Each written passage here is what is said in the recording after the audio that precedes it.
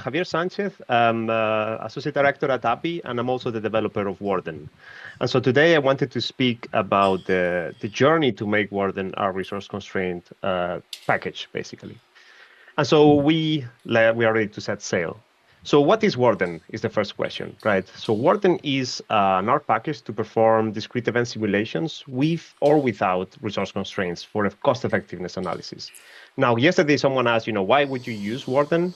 Well, the thing is, it has a focus on health economics, flexibility, transparency, and also a practical approach to discrete event simulations, while also trying to be competitive in performance. It's not perfect, but we're getting there. Up to 1 year ago, Warden allowed not only, but basically only allowed modeling without resource constraints. And so I decided it would be a good idea to sort of try to set course towards adding the resource constraint feature. And so now I want you to join me on this journey. Uh, but first, let's start with, what that's at the core of a discrete event simulation engine. I will not go through the whole story because it's too long, but essentially, if it is not vectorized, like Warden is not vectorized, essentially you have a big nested loop. And at its core, there is a queue of events, right? So for each patient, they have a queue of events. Like here, you have a named vector with 3 events. And so you want to detect the next event, the reschedule an event, remove, or add a new event, then you need to operate upon this vector. Right. Forwarding in this case is not vectorized because one, it does not allow for resource constraints. Two, if everything has to be vectorized, then it may be very hard for users or modelers to implement everything. And three, not everything can be vectorized, right? So we try to be as flexible as possible. Now, coming back to the features, you want to check what the next event is going to be. You need to scan the whole vector, and then you need to find the one that is the minimum. And once you have processed it, you remove it, right? So basically, if the number of events grows, it means that the vector also grows in length, which means it takes more time. If you add a new event, it would be easier because this is not sorted. We just append it at the end. If you remove or you reschedule an event, then it also scales with the number of events, right? As it becomes longer, this becomes harder and harder. So the question then is, if I want to make this a resource constraint problem, is this going to create me an issue? The answer is yes, there is a monster lurking in the water, right? And because resource constraint is sort of a very different type of creature. Imagine you have hospital beds. There are not infinite hospital beds, unfortunately, and they have a limited capacity. That means that some patients will be using these beds, but some other patients will want to use the beds but can't, right? And so those patients will need to wait. That means that now we have interactivity between patients. Which one arrives first, which one arrives later. And so now Warden would need to handle not only event queues, but also resource queues. For event queues, it's sort of straightforward because we just take the minimum, okay, which is the next event. But for resource queues, you may have many different configurations. So it's very flexible. You may have multiple resources, limited queue size, first in, first out setups, last in, first out, etc. And not only that, because there is the interactivity between patients, we need also to allow for shared objects. So maybe they interact altering a common object. The fact that they interact each other means that when I consider the event queue, I can no longer treat them as independent, right? I need to then treat them all together, which means that I need a whole queue for the whole simulation. So before, if I had 10 events for a patient, now if I have 10,000 patients, it means that the queue for each event I process has to be of length 100,000 in a way, more or less.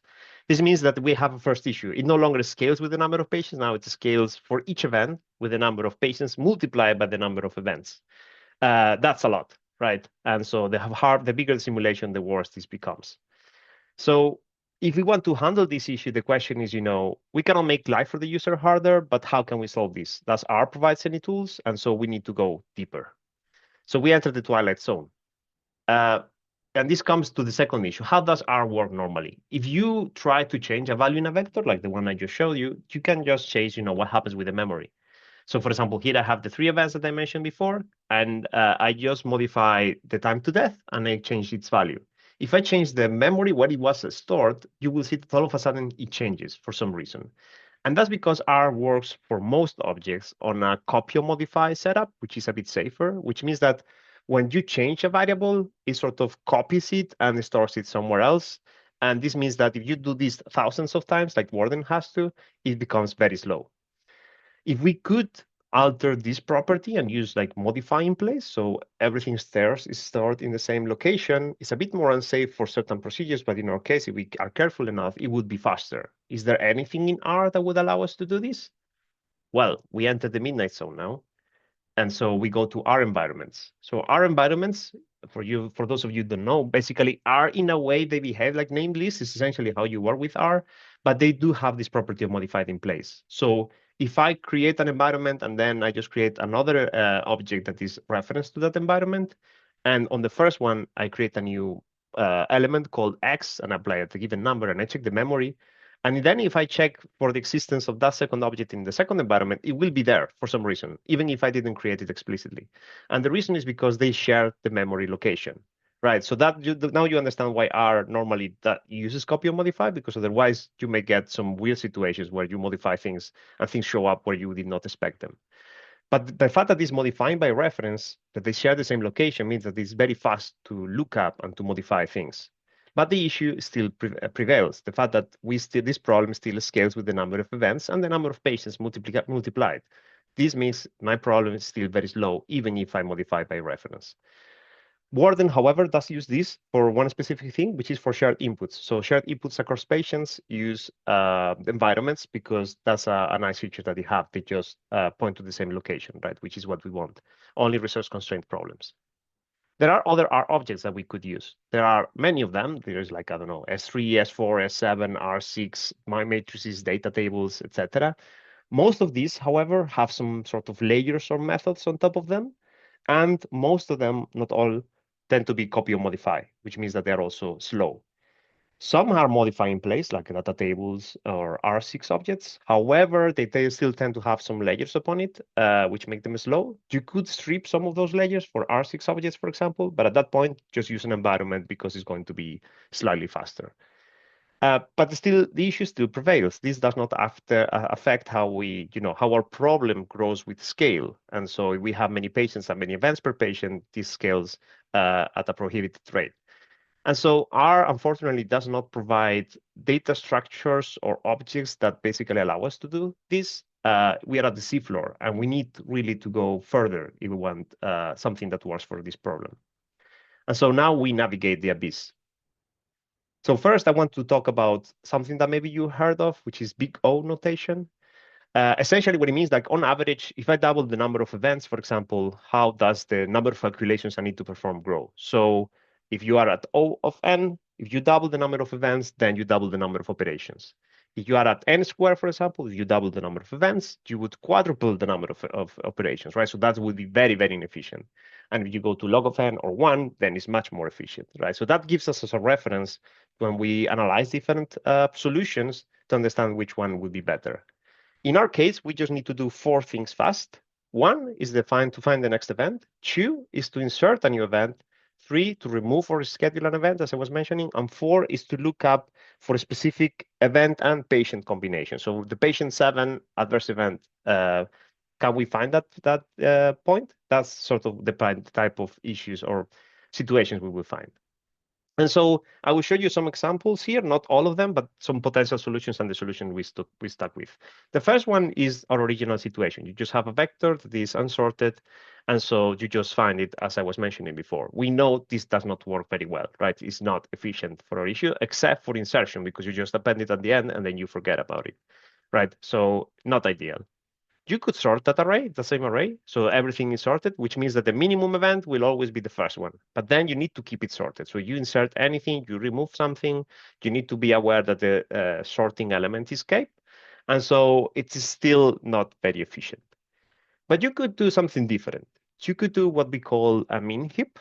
And this requires you to think in terms of data structures a bit differently. Imagine how data is structured. It's no longer a vector in a way. Now you can organize it in nodes. And so you can see here an example of this, where in this case, for a min heap, essentially at the top, you will have the minimum. And then the rule is that every parent is smaller than its children. So in this case, 1.2 is bigger than 2 and to 3.1. So this is true. And then for 2 is bigger than 4.5 and 6. And that's sort of all the requirements that we have.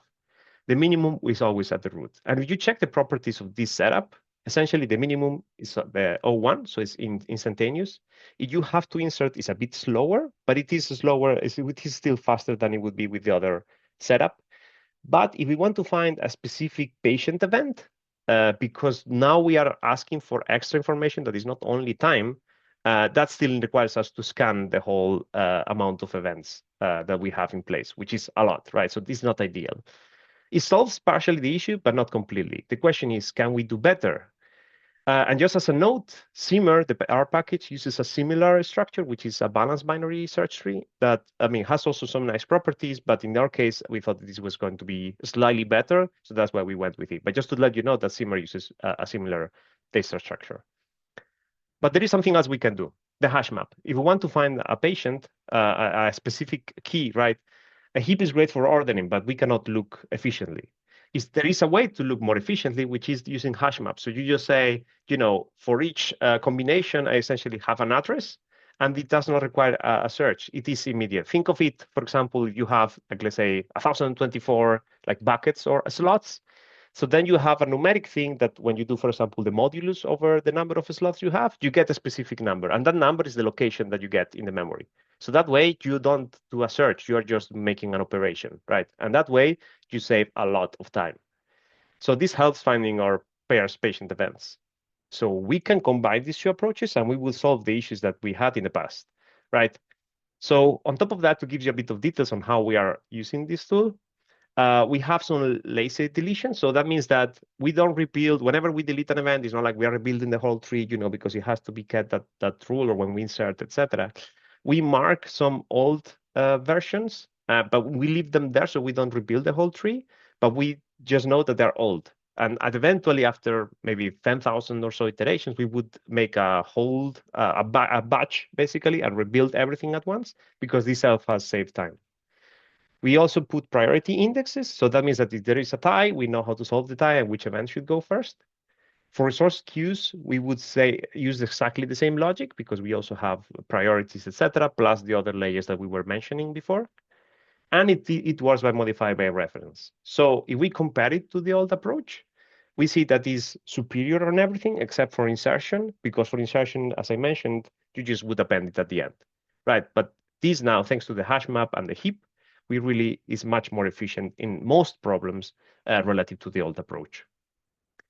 Now, the question is, can you do this in R? And the answer is no. Ideally, you should do this in C++ if you want to really get efficiency. The point is, R has not been designed for this approach. For example, I was mentioning this thing of a lazy deletion where we manage the memory by hand in a way. And R has the garbage collector that would sort of do that automatically and would not let you. So we would interfere with that. R also has some overhead for some specific functionalities because there is no native structure of like the min heap. And so this is an advantage that C++ would have. And also, for discrete resource queues, because they are so complex, you really need more tweaks. And that's something that is better done in C++ because it's going to be faster. So we just use C++, but then, you as the user don't see any of that. You just see R, right? Which means that now we can head back to the surface. And if we have survived so far, right, we went deep into the seafloor. And so what I want you to see today is ask the modeler what you see.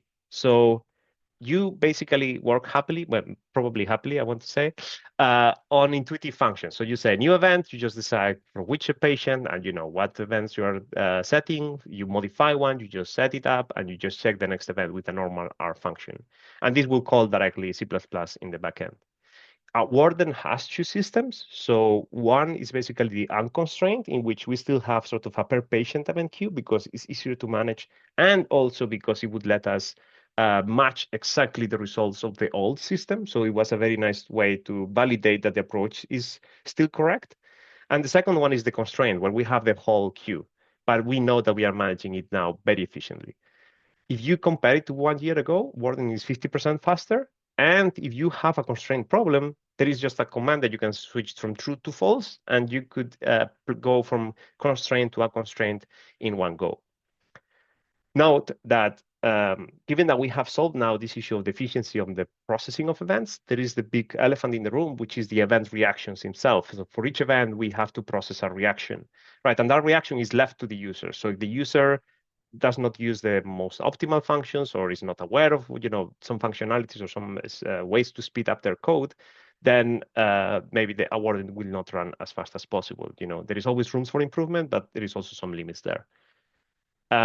The discrete resources themselves are work with using R6 notation. And there have been some very recent additions to in terms of functionalities and some more to come soon. So for example, just here, a quick example where to add resource, discrete resource, you would declare how many of them you have. So for example, 650 hospital beds. To know how many you have free, you just call the nFree function method. Then you want to see some beds, you just call it. If you want to release beds, if it's using, then it would also even say, okay, what event you want to trigger after it is released, for example, for the next patient. Or you can also call, for how long has this patient been waiting in the queue. So all these functionalities are to help you instead of trying to dig it by hand by creating it manually. And so with this, then I want to thank you everyone for been listening. And if there is any question, I'm happy to answer. Thank you so much, Javier. Excellent presentation. I don't see yet a question in the chat, so if it's okay, I'm going to start with a question myself. I found it super interesting because we hear on a daily basis that there are capacity issues in the healthcare systems. However, in not in many cases our cost effectiveness models or any economic model that we may develop account for this type of restrictions. So I wanted to ask you, what types of HTA problems do you think are going to most clearly justify a move from standard discrete event simulation to this resource constraint discrete event simulation? It's a very good question. Thank you so much. I mean, I think the classic situation is at the hospital level where you have a really scarce problem of like, okay, we have very few beds, we have few nurses and doctors, and you cannot move them around. And so trying to figure out what's the best way to organize the resources is a very good question. It's a very good way to use these type of problems. Another one may be, for example, when you have a new treatment that maybe is faster, and so it does not require to use an IV bed for 90 minutes, but rather for 60. And so you want to understand what's the impact of that time saving in terms of resources because you are blocking the bed for someone else. Or in diseases like, I don't know, Alzheimer's, where there are so many patients, right, that really crowd the system, and finding optimizations on how you handle the patient may actually be very important. And so there is where it really shines, where you can really find the bottlenecks. When you have a bottleneck and you really want to identify and want to find a potential solution to it, is where this kind of situation, the modeling really shines. Excellent. Thank you so much. Thank you, Javier. Any question from the audience? If I don't hear anyone yet, I think go ahead, Dawn. There's one from Xavier in the chat. So, okay. What's the advantage of this approach over Simmer? In fact, I was wanting to ask that question as well. So in fact, I have a vignette in the package website where I think there is a publication recently from Dekeling et al. That they do a cost effectiveness model in Simmer, and then I show how you can do it in Warden. The point is, when you do it in Simmer, you have to create a lot of ad hoc functionalities that are not present there because it's not a package designed for health economics, right? So you need to put all the discounting, all the cost of the qualities, how do you accumulate them, et cetera, et cetera. With Warden, everything is already set up for you. So it is far more readable, both as a modeler and as a reviewer to understand what is going on, just because it is made fit for purpose, right? It is narrower in scope. But in a way, you can simulate both should give you the same results. That's what I'm trying to say. But Warden, in theory, should allow you to do that in a cleaner way or more transparent way, just because it's more fit for purpose. Fantastic, thank you. If nobody else has got any questions, I'm going to ask one of my own. Are you on the package list for Zin for being able to be used in the Dutch HTA submissions? And are you aware of any uses of this package in a live HTA submission? Just wondering. No, so I don't think I am in Zin. I think I reached out, but then I didn't get an answer probably, and then I got busy. I should probably reach out again. And then on the second question, I don't think it has been used there yet. It's also true that maybe particularly resource constraint part is not so fit for like HTA submissions. It's more like another type of work. For unconstrained problems, it could be used, but I think it's too recent in terms of development. You know, the package itself as a Warden probably has 2 years or so of age. So, I mean, I am not aware as of now of any use, but if anyone is using it, please let me know. Or if you have any feedback, please let me know. Thank you, Javier.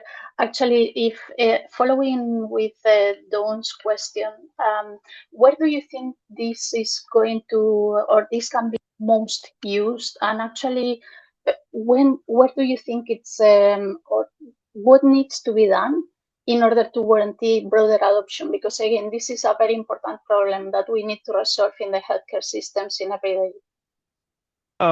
It's a good point. So I think a lot of it has been ignored because it was very hard to model in a way. Now that it's more accessible, I'm hoping that just by people being aware that it exists, then people can try to attempt to solve it. Plus, now you have AI, so in a way, if you feed the information of the package, you should be able to understand how to use it and should help you also, start to use it. So my hope is also that because it is more friendly to you, then it's also incentivizes in a way to people to use it more. And of course, dissemination. So I should probably do a publication on this, but yeah, I'm busy. So yeah, maybe in the future. It will be excellent. Thank you so much, Javier. Thank you. I see one link on the chat. Ayman, would you like to comment on that? Oh yeah, actually, it has been used. I think now that I remember it by the Bristol EAG. So it was not used from the company side, but rather from the EAG side. I think the Bristol EAG used it on its previous version. So Warden was transformed from a package that was called DSEM into Warden, and the difference is just that one was developed while I was at Roche, and then it sort of evolved into something a bit more complete. But it is still like a good use. So actually, I had forgotten about that example. So thank you for reminding me about that. Thank you so much for sharing, Ayman. Any additional question from the audience? Javier, this was an excellent presentation. Thank you so much, and I really hope to see this implemented in practice because again, it can be super helpful for some of the daily problems that the healthcare system is facing. So thank you so much.